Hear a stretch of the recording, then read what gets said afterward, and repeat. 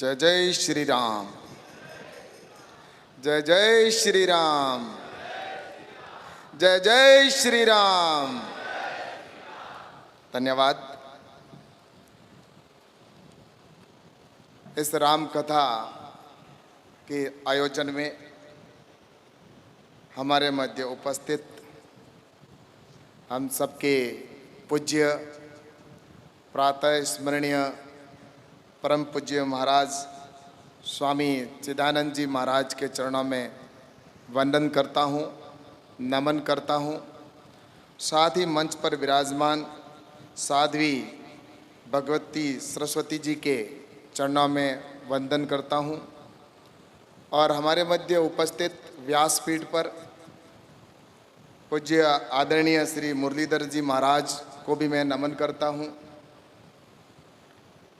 और अभी कुछ ही समय में हमारे मध्य भारत सरकार में ही मंत्री साध्वी निरंजन ज्योति जी भी पधारने वाली है और आप सभी यहाँ पर प्रकृति के बीच में और गंगा की गोद में बैठे सभी भक्त भाविकों, सभी भाइयों और बहनों, आज का दिन बहुत ही महत्वपूर्ण दिवस है, विश्व पर्यावरण दिवस। और उसके साथ ही योगी आदित्यनाथ जी के जन्मदिन और साध्वी जी का भी आज जन्म दिवस है। और कल प्रातः स्मरण आज रात्रि को 12 बजे के बाद अगर बात करें तो हमारे गुरुजी का भी जन्मदिन है। तो और ये पूरा मुझे लगता है कि एक ऐतिहासिक अवसर है। और जब हम गुरुजी के सामने खड़े होते हैं तो मुझे लगता है कि इनके यहाँ पर खड़े होकर बोलना भी एक अपने आप में बड़ी बात होती है, क्योंकि गुरुजी का प्रवचन भी सुना है और गुरुजी के हम कई बार उनके दर्शन भी हुए हैं। गुरुजी अपने आप में एक बहुत बड़ा नाम भी है और ज्ञान का भंडार है। और कहते हैं गुरु गोविंद दों खड़े काके लागू पाए, बलिहारी गुरु आप री जो गोविंद दियो बताए। तो गुरुदेव आपके सानिध्य में ये राम कथा आयोजित हो रही है और पूरा एक महीने की राम कथा है और यहाँ पर सभी भक्त भाविक राम कथा सुनकर निश्चित रूप से अपने जीवन के अंदर उनके आदर्शों को उतारने का प्रयास करेंगे, क्योंकि भगवान श्री राम का जीवन एक आदर्श था और हम सब के लिए प्रेरणादायक था। और आज भी हम सबको उसी स्थिति में हम सबको आने की और आवश्यकता है। और भगवान श्री राम का जो उस समय का युग था, उस समय अपन कहते थे कि राम राज्य, और अब मुझे लगता है कि यहाँ पर भी राम राज्य की आने की हम सब अपेक्षा करते हैं। और निश्चित रूप से आने वाले समय के अंदर राम राज्य स्थापित होगा। और राम राज्य स्थापित करने के लिए हर जगह पर समग्र हमें विचार करना होगा, चाहे विकास हो, चाहे आम आदमी की सुविधा हो, और चाहे पर्यावरण हो, चाहे आदमी का स्वास्थ्य हो। ये सब एक दूसरे से जुड़े हुए हैं।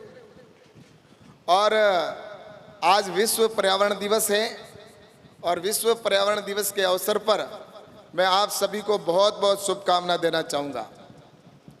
हम सभी चिंता कर रहे हैं पर्यावरण की। अभी साध्वी जी ने भी कहा, और जब मैं यहाँ पर आया तो उस समय गुरुजी ने भी यही कहा कि पर्यावरण दिवस है और हम सब इस बात के लिए चिंतित हैं। और वास्तव में पर्यावरण की जो स्थिति बनी हुई है उसको अगर सुधारना है तो उसके लिए हर व्यक्ति को प्रयास करना होगा। हमें स्वयं से शुरुआत करनी पड़ेगी। अगर हम दुनिया के भरोसे या दूसरे लोगों के भरोसे रहेंगे तो यह संभव नहीं है। आज जैसा कि मैंने कहा कि हम प्रकृति की इस गोद के अंदर यहाँ पर बैठे, यहाँ का शुद्ध वातावरण, शुद्ध वायु, और यही अगर हम दिल्ली के या अन्य शहरों के अंदर जाते हैं तो वहाँ का वायु प्रदूषण और जो जब देखते हैं तो हम सबको इस बात की चिंता होती है। और आज जैसा कि हम सभी चिंता कर रहे हैं और देश के प्रधानमंत्री आदरणीय नरेंद्र मोदी जी ने भी इस बात की चिंता की है कि भविष्य में हमारे देश के अंदर पर्यावरण को हम किस तरह से खत्म करें, पर्यावरण की जो समस्या उससे कैसे मुक्ति पाएं। और मैं आपको बताना चाहता हूं कि प्रधानमंत्री आदरणीय नरेंद्र मोदी जी जब प्रधानमंत्री बने तो उन्होंने सबसे पहले शुरुआत ही उससे की कि हमारे देश को बचाना है, विश्व को बचाना है। उन्होंने विश्व के अंदर भी संदेश दिया।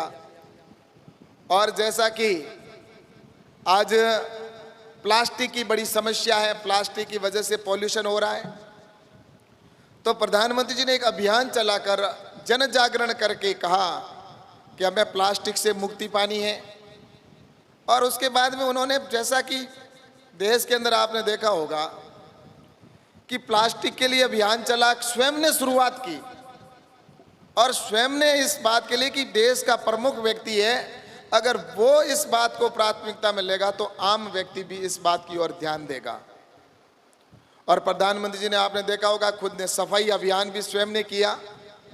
और कभी आपने चित्र भी देखा होगा कि समुद्र के किनारे पर खड़े होकर प्लास्टिक को इकट्ठा करने का स्वयं काम कर रहे हैं। क्यों कर रहे हैं ऐसा? इसलिए कि इस विश्व को बचाना बहुत जरूरी है इस पर्यावरण से। अभी आपने देखा, इसके लिए प्रारंभ किया गया कि जितने भी देश के अंदर अगर ट्रेन भी है तो उससे धुआं निकलता है। जो पहले धुआं निकलता था, जो रेलें हमारी थी वो धुएं वाली थी, तो इलेक्ट्रिफिकेशन के माध्यम से पूरे देश के अंदर हर ट्रेन इलेक्ट्रिक से चले, इसके लिए अभियान चलाकर और पूरे देश के अंदर इस बात को बढ़ाया जा रहा है कि हर ट्रेन है वो इलेक्ट्रिक की हो। हमारी बहनें रोटियां बनाती थी तो उन बहनों के रोटियां बनाती थी जब शाम को, तो लकड़ी पर रोटियां बनाती थी। और रोटियां जब बनाती थी या खाना बनाती थी, या जो किसान परिवार से आते हैं, हम गाय के जो बाटा वगैरह जो भी बनाते थे, तो शाम को जब 6 बजे या 7 बजे या जो समय होता था, उस समय पूरे गांव के अंदर या शहर के अंदर ऐसे धुएं की चादर छा जाती थी। पूरे जगह धुआं ही धुआं दिखता था, क्योंकि हर घर से रोटी बनती थी और लकड़ी पे बनती थी। तब प्रधानमंत्री जी ने उज्ज्वला गैस योजना प्रारंभ की और उज्ज्वला गैस के तहत गांवों में गैस का कनेक्शन पहुंचाया, उससे पर्यावरण बचाया जा रहा है।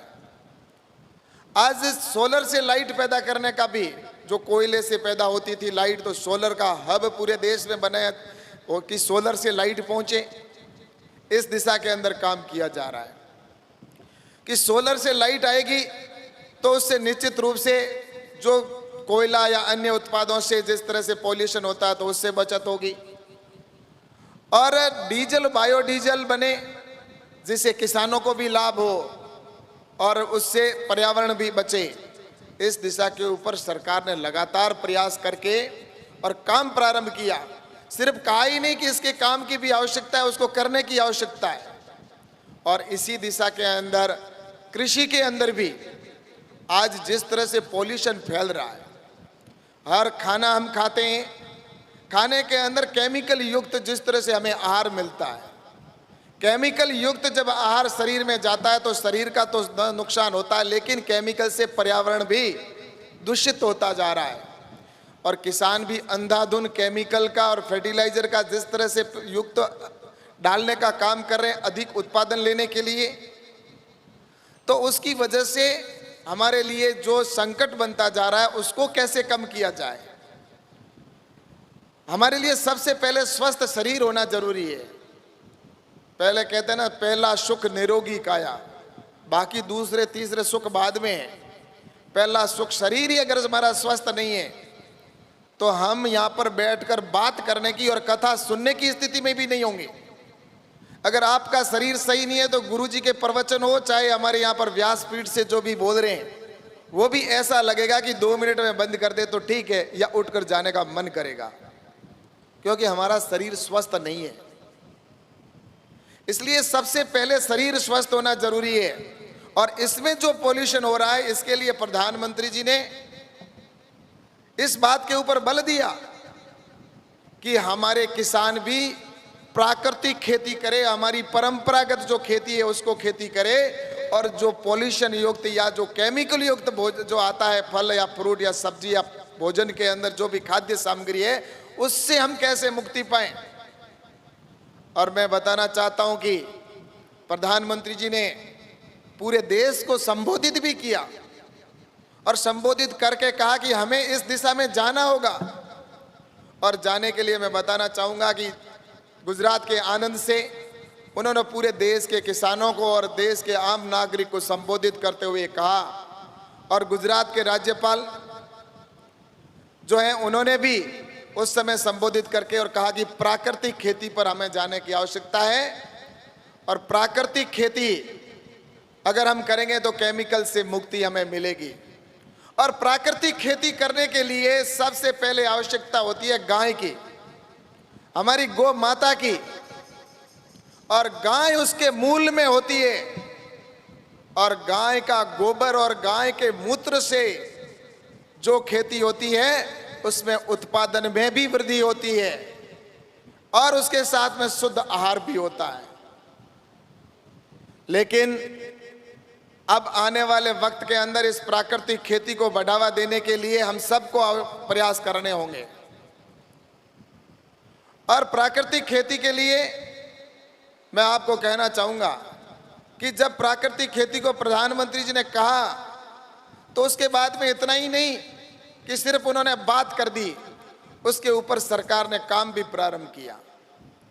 और मैं आपको बताना चाहता हूं कि मैंने उसी दिन विभाग के जो कृषि विज्ञान केंद्र हैं उनके आदेश निकाले, और जितने भी हमारे कृषि विज्ञान केंद्र हैं, देश के 731 हर जिले में कृषि विज्ञान केंद्र है, हमारे जितने भी रिसर्च सेंटर है, इंस्टीट्यूट है, उन सब जगह आदेश निकाला कि 25% भूमि के ऊपर जो उनकी जमीन है इंस्टीट्यूट की या केवीकी की, उसमें 25% भूमि के ऊपर प्राकृतिक खेती का भी रिसर्च हो, और उसके साथ में उस 25% भूमि पर ऐसे डेमोन्स्ट्रेशन भी हो और किसान उससे खेती करे और उनको वहां से सीख कर जाए। और साथ ही अभी 4 दिन पहले सोलन के अंदर हिमाचल प्रदेश में पूरे देश के कृषि विज्ञान केंद्र के जो साइंटिस्ट हैं उनको बुलाया, और बुलाकर उनको 2 दिन की कार्यशाला की गई। और उस कार्यशाला के अंदर हमने विशेष रूप से प्राकृतिक खेती के ऊपर बल देते हुए और उन सभी साइंटिस्टों को कहा कि आने वाले समय में हमें प्राकृतिक खेती को बढ़ावा देना है, और प्राकृतिक खेती पर ही हमें नए नए रिसर्च करने, ताकि वैरायटी जो आए अच्छी आए। और साइंटिस्टों ने कुछ वैरायटियां निकाली भी है, क्लाइमेट रेजिलेंट की जो वैरायटी है, लगभग 147 ऐसी वैरायटियां निकाली है जो कि खाद्यान्न के अंदर प्राकृतिक खेती और ऑर्गेनिक खेती के लिए उपयुक्त फसलें वो वैरायटी है। और मैं आपको ये कहना चाहूँगा कि इस समय की प्राकृतिक खेती के अंदर उनको आने वाले उस समय हमने उस सभी साइंटिस्टों को, जहाँ किसान प्राकृतिक खेती कर रहे हैं, हिमाचल के अंदर 2 लाख किसान है प्राकृतिक खेती कर रहे हैं, गुजरात के अंदर भी लगभग 2.25 लाख किसान प्राकृतिक खेती करने प्रारंभ कर दिया है, और आंध्र प्रदेश के अंदर भी लगभग 6 लाख किसानों ने प्राकृतिक खेती को प्रारंभ किया है। ये एक अभियान की तरह जब देश में प्रधानमंत्री जी के नेतृत्व में चलेगा, तब में मुझे लगता है कि इस देश के अंदर खाद्यान्न के अंदर जो केमिकल युक्त भोजन जो हमें खाने को मिल रहा है, उस केमिकल के मुक्ति हमें अवश्य मिलेगी। ये मैं आपको बताना चाहता हूं। और इसके मूल में जैसा मैंने कहा गाय, और मैं गाय के लिए कहना चाहता हूं, आप सभी यहां पर बैठे हो, उस गाय को आज क्या दुर्दशा है। आज इतनी गाय के अंदर इतने गुण हैं, आज गाय के गोबर के अंदर गुण है, गाय के गोमूत्र के अंदर गुण है, उसके शरीर का जब वो दुनिया से चली जाती है तब भी उसके जो सींग होते हैं, उसके खुर होते हैं या उसकी हड्डियां होती है, उससे भी लोग हैं, उससे भी उसका फायदा होता है। और कुछ हो नहीं, उसके खाद भी बहुत अच्छी गुणवत्ता वाली होती है, वो जाते जाते भी हमें सब कुछ देकर जाती है। हमसे गाय क्या लेती है? कुछ नहीं लेती।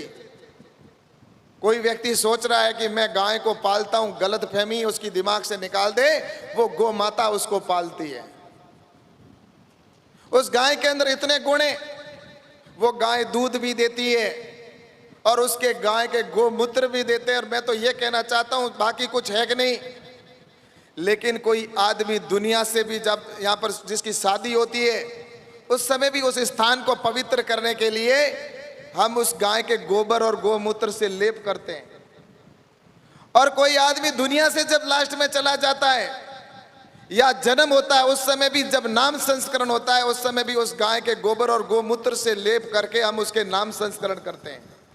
और जब दुनिया से चला जाता है और जब अंतिम बार उसको घर में लेटाया जाता है, तो उस समय भी गाय के गोमूत्र और गोबर से सिला करके और हम उसको सुलाया करते हैं। इतनी पवित्र गौ माता, लेकिन आज वो गाय दर दर की ठोकर खा रही है।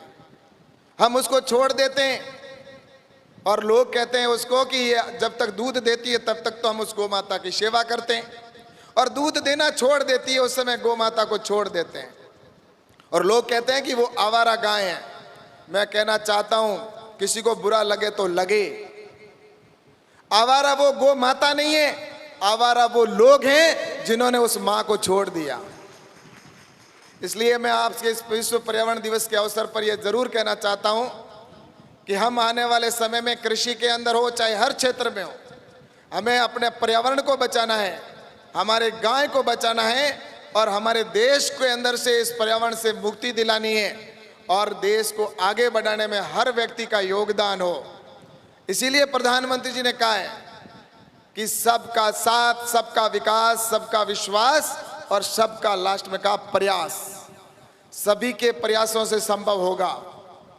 इसलिए मैं आप सबसे यह आग्रह करता हूं कि आज इस अवसर पर देश आगे बढ़ रहा है, हमारे देश की सीमाएं सुरक्षित है, किसी प्रकार की अब चिंता करने की आवश्यकता नहीं है। भारत की प्रतिष्ठा पूरे विश्व के अंदर फैल रही है और भारत विश्व गुरु बनने जा रहा है और निश्चित रूप से बनेगा, इसमें कोई दो राय नहीं है। और ऐसे गुरुजी का अगर आशीर्वाद हो और इनके मार्गदर्शन के अंदर निश्चित रूप से हमारे ऐसे जो यहाँ पर ज्ञान दिया जा रहा है और जो राम कथा हमारी चल रही है, इस राम कथा के अंदर हम वो ग्रहण करें और करके जब जाएंगे और राम राज्य की कल्पना जो हमने की है वही पुनः राम राज्य स्थापित इस समय होगा और भारत विश्व गुरु बनने जा रहा है और निश्चित रूप से बनेगा। इस अवसर पर मैं सबको शुभकामना देता हूं और सबको बधाई देता हूं, क्योंकि समय की सीमा होती है। तो मैं इस अवसर पर गुरुजी को पुनः नमन करता हूं और व्यासपीठ को नमन करते हुए और सबके चरणों में आशीर्वाद लेते हुए अपनी बात को समाप्त करता हूं। और मैं इस अवसर पर नाम लेना भूल गया, हमारे बीच में जसवंत सिंह जी बिश्नोई साहब जो हमारे पूर्व सांसद हैं जोधपुर के, वो भी यहाँ पर पधारे हुए हैं और आप उनका भी स्वागत करता हूँ और सबका यहाँ पर स्वागत करते हुए धन्यवाद देते हुए अपनी बात को समाप्त करता हूँ। बहुत बहुत धन्यवाद। जय हिंद, जय भारत, जय गुरु महाराज।